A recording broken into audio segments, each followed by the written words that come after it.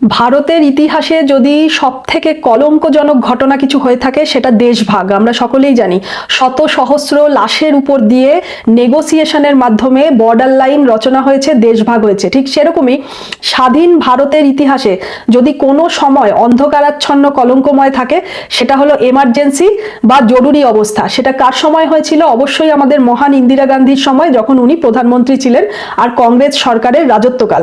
উনি 1971-এর যে নির্বাচন জিতেছিলেন সেই সময় অলরেডি উনি প্রধানমন্ত্রী ছিলেন। সেই সময় নির্বাচনের জন্য নির্বাচনী প্রচারের কাজে নিজের প্রধানমন্ত্রী পদের সুবিধা নিয়ে সমস্ত গভর্নমেন্ট অফিসিয়ালস এবং অনেক গভর্নমেন্টের জিনিসপত্র যেমন হেলিকপ্টার থেকে শুরু করে প্রাইভেট চার্টার এরকম অনেক কিছু নিজের নির্বাচনী প্রচারের কাজে লাগিয়েছিলেন। ফলে এগুলো বেআইনি, এগুলো নিয়মের মধ্যে পড়ে না, যার জন্য 1975 সালে এলাহাবাদ কোর্ট এই কেস আদালতে উঠেছিল বলে সম্পূর্ণভাবে তার এই নির্বাচনকে অবৈধ ঘোষণা করে। তার আগে বলে নিই সংবিধানের প্রিয়াম্বেল আর অ্যামেন্ডমেন্ট কি জিনিস। Doctor B.R.. আম্বেদকর বলেছিলেন যে a constitution is not a mere of lawyers document, it's a vehicle of life and its spirit is the spirit of the age. মানে সংবিধান নিতান্তই কোনো লয়ারদের শুধুমাত্র নথি নয়, এটি হচ্ছে জীবনের চলার গতির একটি যানবাহন এবং এর যে আত্মা এটাই কিন্তু যুগের আত্মা। সেই আত্মাকে নিয়ে ছেঁড়াকাটাই করা হয়েছিল যেই স্বৈরাচারী শাসক ইন্দিরা গান্ধীর আমলে, সেই জরুরি অবস্থার সুযোগ নিয়ে। প্রিয়াম্বেল কাকে বলে? একটা কনস্টিটিউশন, একটি সংবিধান যখন রচনা হয়েছিল তার ইন্ট্রোডাক্টরি, তার সূচনাতে যা হয়েছে, যেটা রচনা হয়েছে, যা বেসিক জিনিস সেটাই হচ্ছে প্রিয়াম্বেল, সূচনার সময় যেটা ছিল। আর অ্যামেন্ডমেন্ট কাকে বলে? অ্যামেন্ডমেন্ট হচ্ছে পরবর্তীকালের সংযোজন বা সংশোধন। কংগ্রেসের আমলে আমরা জানি এখনো অবধি সব থেকে বেশি অ্যামেন্ডমেন্ট হয় কনস্টিটিউশনের, টোটাল বোধহয় এখনো অবধি কংগ্রেসের আমলে প্রায় 70টিরও বেশি। আর তার মধ্যে ইন্দিরা গান্ধীর মন্ত্রিত্ব পদে উনি যখন প্রধানমন্ত্রী ছিলেন তখন সব থেকে বেশি হয়, সব থেকে বেশি সংখ্যক। এর মধ্যে 42তম অ্যামেন্ডমেন্ট যেটা ছিল সেখানে এই ঘটনা ঘটে। কি ঘটে? যে ভারতকে যে হিসাবে পরিচয় দেওয়া হয় কনস্টিটিউশনে, প্রিয়াম্বেলে কি ছিল? মানে ভারত একটি সার্বভৌম গণতান্ত্রিক প্রজাতন্ত্র, সভেরিন ডেমোক্রেটিক রিপাবলিক, এই 3টে ওয়ার্ড ছিল। এই জরুরি অবস্থার সুযোগ নিয়ে দুটো ওয়ার্ডকে সংযোজন করা হয়, অ্যামেন্ডমেন্ট করা হয়। আর হচ্ছে সোশ্যালিস্ট, একটা হচ্ছে সেকিউলার। তাহলে হয়ে গেল India is a sovereign socialist secular democratic republic. এইবারে এই সোশ্যালিস্ট আর সেকিউলার এই দুটো ওয়ার্ডকে নিয়ে প্রায় কথা ওঠে। এই কথা এই কারণে বারবার ওঠে যে এই দুটোকে জরুরি অবস্থায় এই দুটো অ্যামেন্ডমেন্ট হয়েছিল, এটাকে অবিলম্বে মুছে ফেলা উচিত, আবারও সংশোধন করে এই দুটো ওয়ার্ডকে সরিয়ে দেওয়া উচিত। কেন? কারণ হচ্ছে যে কোনো অ্যামেন্ডমেন্ট তার জন্য লাগে পার্লামেন্টারি ডিবেট। পার্লামেন্ট আমাদের সংসদ কি? আমাদের সংসদ গণতান্ত্রিক, গণতন্ত্রের দ্বারা মানুষের দ্বারা নির্বাচনে জিতে আসা ইলেক্টেড লোকই পার্লামেন্টে বসে। তো তারপরে মানুষের রায়কেই ওই গণতন্ত্র পার্লামেন্টে, তার মানে ওটা মানুষের রায়ের জয়। যখনই কোনো রকম অ্যামেন্ডমেন্ট হয় পার্লামেন্টে, সংসদে যারা আছেন তাদের ভোটিং এর মাধ্যমে, ডিবেটের মাধ্যমে, তর্ক বিতর্ক, ভোটিং, এসবের মাধ্যমে যে কোনো কিছু সংবিধানে কোনো আইনের সংশোধন, সংযোজন, এই সমস্ত কিছু হয়। কিন্তু জরুরি অবস্থায় সমস্ত বিরোধী পক্ষের নেতা মন্ত্রীদের যেহেতু জেলে পুরে দিয়েছিল, সেই অবস্থাতে কোনো রকম ডিবেট ভোটিং ছাড়াই করে দিয়েছে, এই দুটো ওয়ার্ড ঢুকিয়ে দিয়েছে। এবারে যেটা নিয়ে কথা বলবো যে এই দুটো ওয়ার্ড থাকলে কি কোনো বিপত্তি আছে, নাকি এই দুটো ওয়ার্ড মুছে গেলে কি কোনো বিপদ আছে? প্রথমে আসি সোশ্যালিজম নিয়ে। সোশ্যালিস্ট কথাটা যখন সংবিধান রচনা হয়েছিল, মজার কথা সেই সময়তেই কিন্তু কিছু মানুষ বলেছিলেন যে সোশ্যালিস্ট এই কথাটা অ্যাড করতে। বি.আর. আম্বেদকর উনি মানা করেছিলেন। কেন করেছিলেন? ওই সময়তে তখন পরিস্থিতি এরম ছিল, ওদিকে বলশেভিকের রেভলিউশন স্টার্ট হয়ে গেছে, রাশিয়ার ইম্প্যাক্ট ভারতের উপরে প্রচন্ডভাবে ছিল, তো সেখান থেকে সোশ্যালিস্ট আনানোর একটা চেষ্টা চলছিল। কিন্তু সোশ্যালিস্টের যদি পজিটিভ মানে ধরা হয় সোশ্যালিজমের, যেটা হচ্ছে ধর্ম, বর্ণ, জাতি, ক্লাস, ধনী গরিব, হিন্দু শিখ জৈন সব নির্বিশেষে কিছু জিনিস আছে যেটার উপরে সবার সমান অধিকার থাকবে, সেটা হচ্ছে স্বাস্থ্য, এডুকেশন, বেসিক এডুকেশন, স্বাস্থ্য ব্যবস্থা, শিক্ষা ব্যবস্থা, তার উপরে সকলের সমান অধিকার থাকবে, কেউ যেন বঞ্চিত না হয়। এই বেসিক জায়গাগুলোতে দেখা, এটাকে বলা হয় সোশ্যালিজম। সেই ক্ষেত্রে ভারতের সংবিধানের নেচার অলরেডি সেটাকে ফলো করে, সেই সোশ্যালিজমকে।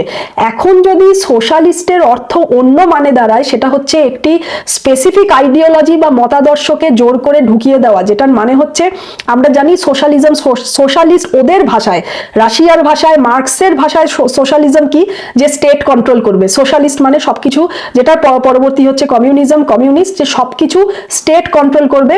যে কোনো দেশ, রাষ্ট্রের বা রাজ্যের বলুন, সমস্ত রাজ্যের প্রোডাকশন থেকে ডেলিভারি অবধি, আমি অর্থনীতি হিসাবে বলছি যে প্রোডাকশন থেকে ডেলিভারি অবধি সমস্ত কিছু স্টেটের কন্ট্রোলে থাকবে। সেটা ভারতের পক্ষে মানা কখনোই সম্ভব নয়, কারণ ভারত কিন্তু মিশ্র অর্থনীতি মেনে চলে, মানে মিক্সড ইকোনমি। যেই মিক্সড ইকোনমিতে প্রাইভেটাইজেশনও আছে, পাবলিক সেক্টরও আছে। প্রাইভেট সেক্টরস, পাবলিক সেক্টরস, মানে পাবলিক সেক্টর মানে যেটা গভর্নমেন্টের আন্ডারে থাকে, বড় বড় সেক্টরগুলো অলরেডি রয়েছে, যেরকম অ্যাটমিক রিসার্চ বলুন, তারপরে স্পেস রিসার্চ, ডিআরডিও, এইগুলো গভর্নমেন্টের আন্ডারে রয়েছে। সেরকম ভাবে বিপুল পরিমাণে প্রাইভেট সেক্টরও কিন্তু রয়েছে।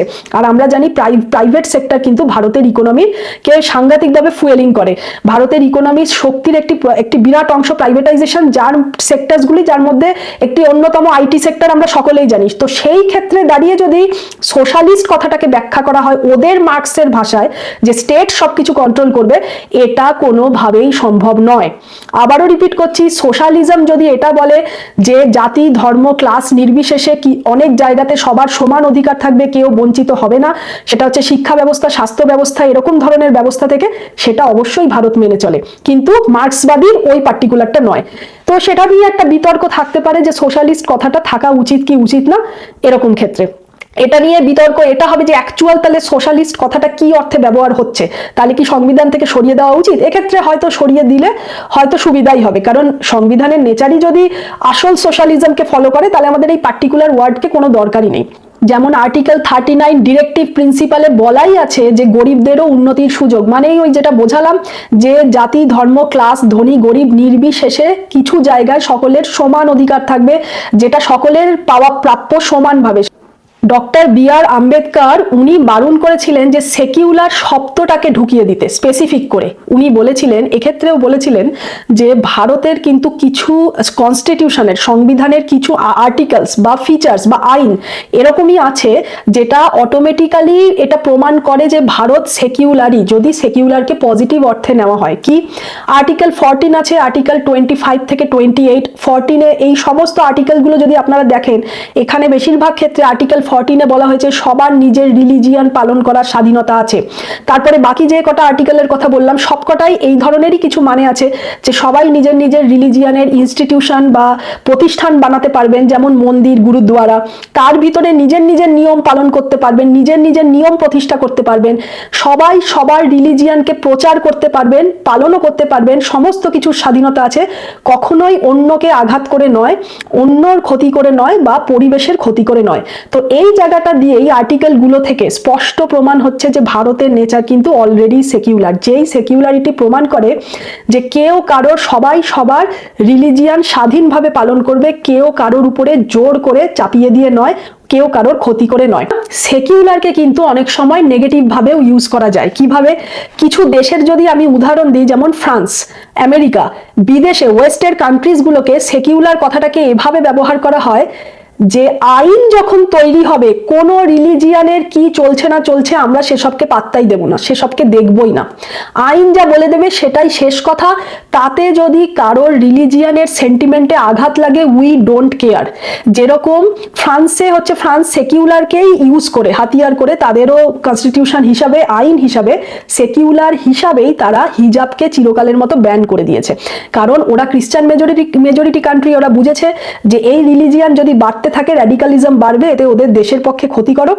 তো তার জন্য ওরা পুরোপুরি আইন থেকে ডিক্লেয়ার করে দিয়েছে যে হিজাব আর তুমি পড়তেই পারবে না। তো এতে ওদের সেন্টিমেন্টে, রিলিজিয়ানের সেন্টিমেন্টে আঘাত লাগলো কি লাগলো না, তাতে ফ্রান্সের আইনের কিছু এসে গেল না, কারণ সেকিউলার কথাটাকে ব্যবহার করে। ভারত কিন্তু এই সবের ক্ষেত্রে সম্পূর্ণ আলাদা। ভারত যেহেতু বহুত্ববাদী দেশ, নানা ভাষা, নানা মত, নানা পরিধান, আর ভারতের নেচারই অলরেডি বাই ডিফল্ট সেকিউলার, যে সবাই সবার রিলিজিয়ান পালন করতে পারবে, কেউ কারোর উপরে চাপিয়ে না দিয়ে। ঠিক সেরকমই আইনেও এরকম বলা আছে যে আইনও এমন কিছু হস্তক্ষেপ করতে পারবে না রিলিজিয়নের উপরে, আইন আইনের মতো থাকবে। এইবারে আপনারা প্রশ্ন করতে পারেন তাহলে ট্রিপল তালাক ব্যান হলো কি করে? তো এখন যদি বলা হয় যে তাহলে ট্রিপল তালাক ব্যান হলো কি করে, কারণ ভারত একটা, ওই ডক্টর বাবা সাহেব আম্বেদকর উনি এতটা বিচক্ষণ ব্যক্তি ছিলেন, এতটা বুদ্ধি রাখতেন, শিক্ষিত মানুষ ছিলেন যে এত সুন্দরভাবে উনি সংবিধান রচনা করেছিলেন যাতে করে সবসময় একটা সমন্বয় থাকে। The system is a combination, একটা সমন্বয়, কম্বিনেশন অফ থ্রি থিংস।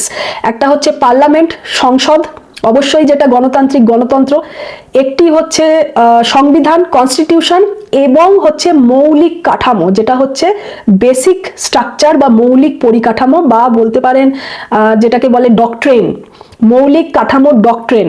তো সেই জায়গাটাই তিনটের সমন্বয়ই কিন্তু হচ্ছে ভারতের সংবিধান, এই ব্যালেন্স করে চলে। সেই জায়গাটায় ট্রিপল তালাক ব্যান, ট্রিপল তালাক এমন একটা জিনিস যেখানে মেয়েদের মৌলিক অধিকারকে নষ্ট করা হচ্ছে, মানে সোজা বাংলায় বলতে গেলে মেয়েদেরকে জলে ফেলে দেওয়া হচ্ছে, তাদের সমস্ত অধিকার খর্ব হচ্ছে। সেই জায়গাটায় আইন, আদালত, কনস্টিটিউশন সবাই কিন্তু নাক গলাতে পারে, সেই যদি কোথাও মৌলিক অধিকার খণ্ডিত হয়।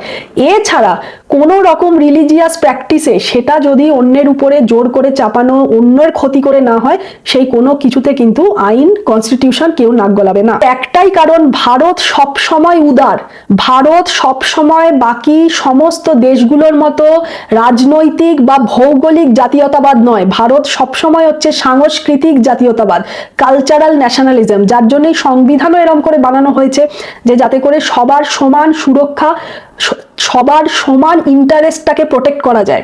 সব থেকে আরো একটি খবর আপনাদের মজার ইনফরমেশন দিই, যে ইন্দিরা গান্ধীর এই ধরনের কাণ্ডের পরেই কিন্তু অটল বিহারী বাজপেয়ীর সরকার, মানে ভারতীয় জনতা পার্টির সরকার আবার নির্বাচন জেতে এবং তারা গদিতে আসেন, সরকারের ক্ষমতায় আসেন। আসা মাত্রই কিন্তু এই যে আমি যে বলেছি ইন্দিরা গান্ধীর আমলে সব থেকে বেশি অ্যামেন্ডমেন্ট হয়েছে, 42তম অ্যামেন্ডমেন্টটা শুধুমাত্র কিন্তু এই দুটো ওয়ার্ড বা তিনটে, আরেকটি ওয়ার্ড ছিল ইন্টিগ্রিটি, সেটাও যোগ করা হয়েছিল। তো শুধু কিন্তু এই দুটো তিনটে ওয়ার্ডের সংযোজন বা সংশোধন ছিল না, এত কিছু চেঞ্জ করা হয়েছিল কনস্টিটিউশনে যে 42তম সংশোধনকে প্রায় বলা হয় একটা মিনি কনস্টিটিউশন, মানে আরেকটা ছোট মতো সংবিধান রচনা হয়েছিল কত কত পেজের। তো অটল বিহারী বাজপেয়ীর সরকার যখন এলেন, প্রধানমন্ত্রী বোধহয় হয়েছিলেন মুরারজি দেশাই, ওনারা আসার পর যা যা ইন্দিরা গান্ধী চেঞ্জ করেছিলেন তার মধ্যে অনেক কিছু আবার ওনারা রিচেঞ্জ করেন, মানে আবার পুনরায় সংশোধন করে আগেরটি ফিরিয়ে আনেন। কিন্তু অদ্ভুতভাবে ওনারা কিন্তু এই দুটো ওয়ার্ডে হাত দেননি, ওনারা চাইলে তখনই কিন্তু এই দুটো ওয়ার্ডকে সরিয়ে দিতে পারতেন, কিন্তু সেকিউলার আর সোশ্যালিস্ট এই দুটো ওয়ার্ডকে কিন্তু ওনাদের ভারতীয় জনতা পার্টির সরকার কিন্তু সরায়নি। এবারে কেন সরায়নি তার দুটো কারণ হতে পারে। একটা ওই যে বললাম, কারণ ভারতের সংবিধানের বাই ডিফল্ট নেচারই হচ্ছে সোশ্যালিজম আর সেকিউলার, যদি পজিটিভ দিক দিয়ে দেখা যায়। এছাড়া আরো একটি ইনফরমেশন দিই, সেটা হচ্ছে প্রত্যেকটি পার্টির, এই যে ভারতীয় জনতা পার্টি, প্রত্যেকটি পার্টির কিন্তু নিজের নিজের কনস্টিটিউশন থাকে। সেই ভারতীয় জনতা পার্টির নিজস্ব সংবিধানে কিন্তু সোশ্যালিজম আর সেকিউলার এই দুটো ওয়ার্ডই রয়েছে, যেটা আমি শুরুর থেকে পজিটিভ দিকগুলো ব্যাখ্যা করলাম, সেই দিক হিসাবে, সেই ব্যাখ্যা হিসাবে কিন্তু দুটো অলরেডি রয়েছে। সেই জন্য হয়তো ওই অটল বিহারী বাজপেয়ী ওনার সরকার ফেরত আসার পরেও হয়তো এই কারণেই এই দুটো ওয়ার্ডকে নিয়ে কোনো কাটাছেড়া করেননি, মুছেও দেননি। তো আজকের দিনে কেউ যদি ইচ্ছা করে এরকম ধরনের কথা তুলতে চায় যে ভারতীয় জনতা পার্টি চাইছে এই দুটো ওয়ার্ডকে মুছে ফেলতে, সরিয়ে দিতে, এগুলো সম্পূর্ণ ফলস ন্যারেটিভ। হ্যাঁ, এই নিয়ে যদি সোশ্যালিস্ট কথাটার তর্ক বিতর্ক উঠতেই পারে, বা যদি বা কারোর আপত্তি থাকে তাহলে আবারও পার্লামেন্টে কথা তুলতে হবে, ডিবেট করতে হবে, তারপরেই যা ডিসিশন নেওয়ার নিতে হবে।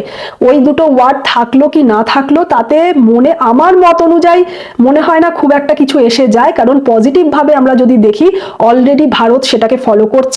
আবারও যেটা বলছি, ইচ্ছাকৃতভাবে কংগ্রেস আর বামপন্থীরা সোশ্যালিস্ট আর সেকিউলার দুটো ওয়ার্ডকে ইচ্ছাকৃতভাবে অন্যভাবে ব্যাখ্যা করে দেখানোর চেষ্টা করছে যে ওই দুটো ওয়ার্ডকে ইউজ করে, বিশেষ করে সেকিউলার কথাটাকে ইউজ করে কিভাবে একটি স্পেসিফিক গোষ্ঠীকে অ্যাপিজ করা যায়। সেই ব্যাখ্যাটা এটাই যে ওরাও যেটা ব্যাখ্যা করছে, সোশ্যালিস্টের কথার অর্থ হচ্ছে মার্ক্সবাদের সোশ্যালিজম, এটা কখনোই না। সোশ্যালিজম মানে হচ্ছে, সোশ্যালিস্ট মানে হচ্ছে সবার সমান অধিকার, যেটা ভারত ফলো করে।